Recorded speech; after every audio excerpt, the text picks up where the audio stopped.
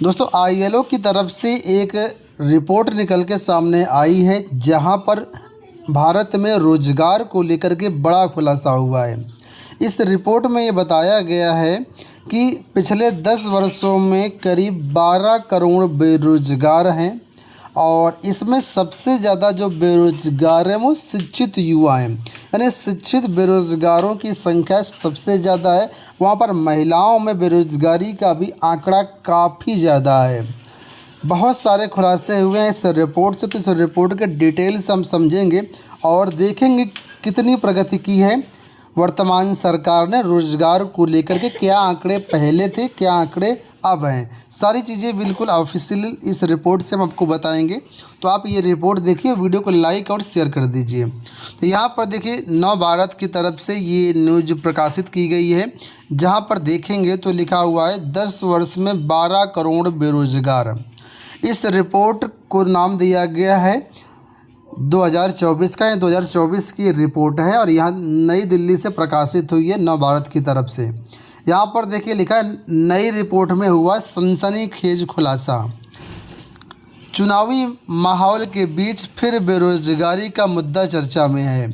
International labour organisation यानी ILO की एक रिपोर्ट में भारत में रोजगार के परिदृश्य को लेकर के कई चौंकाने वाले खुलासे हुए हैं। इसमें सबसे बड़ी बात जो सामने निकल के आई है वो ये है कि देश में कुल बेरोजगारों में से 83% युवा हैं। यानी सबसे ज़्यादा बेरोजगार कौन है? युवा है। 83% युवा बेरोजगार है। अब आप आंकड़ा यहाँ पर देखते रहिएगा, सारे तथ्य मैं आपको डेटा के साथ यहाँ पर रख रहा हूँ।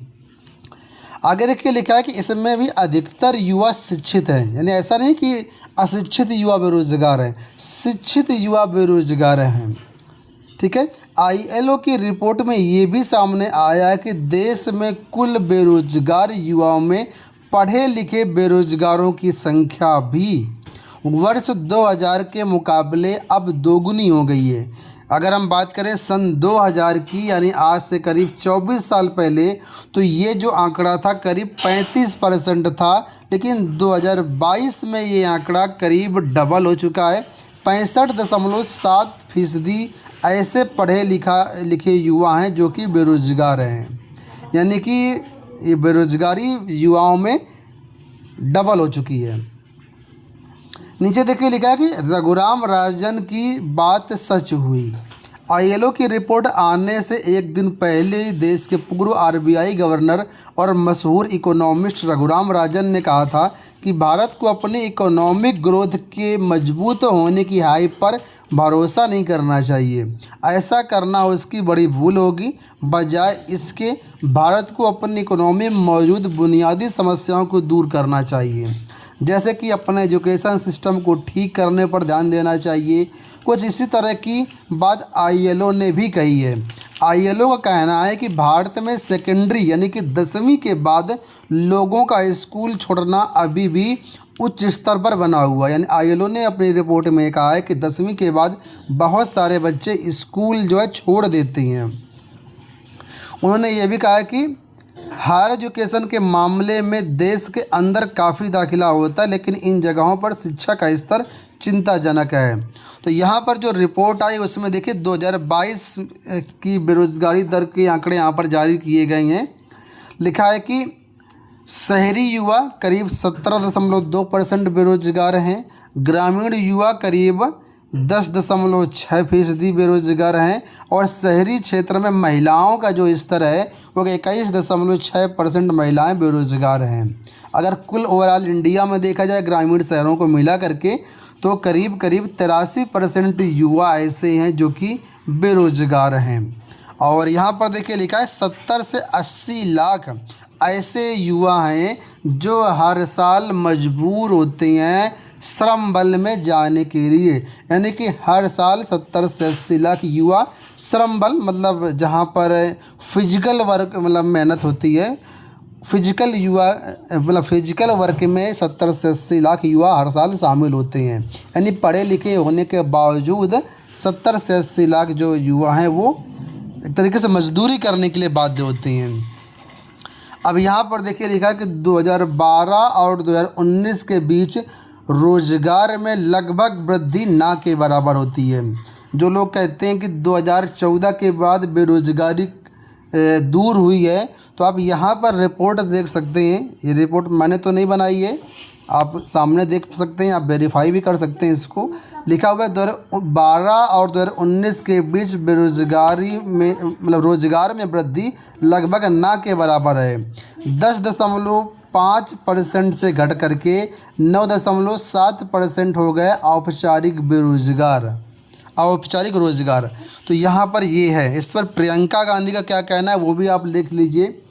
प्रियंका गांधी लिख रही हैं कि भारत के कुल कार्यबल में जितने बेरोजगार हैं उनमें 83% युवा हैं।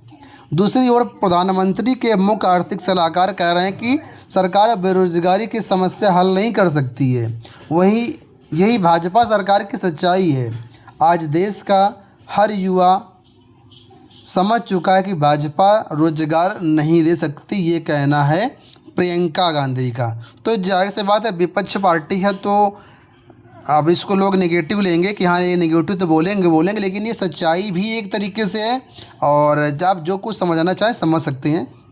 फिलहाल यहाँ पर देखिए इस आर्टिकल में बताया गया है कि घट रही है लोगों की आय।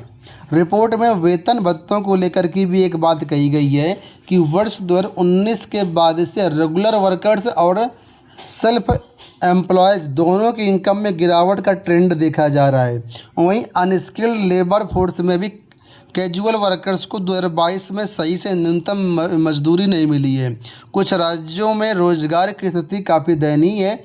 ये राज्य बिहार, उत्तर प्रदेश, उड़ीसा, मध्य प्रदेश, झारखंड और छत्तीसगढ़ हैं। भारत के लिए काफ़ी मुश्किल समय है। भारत की लगभग 27% आबादी युवा है, लेकिन उसका एक बड़ा हिस्सा बेरोजगार है।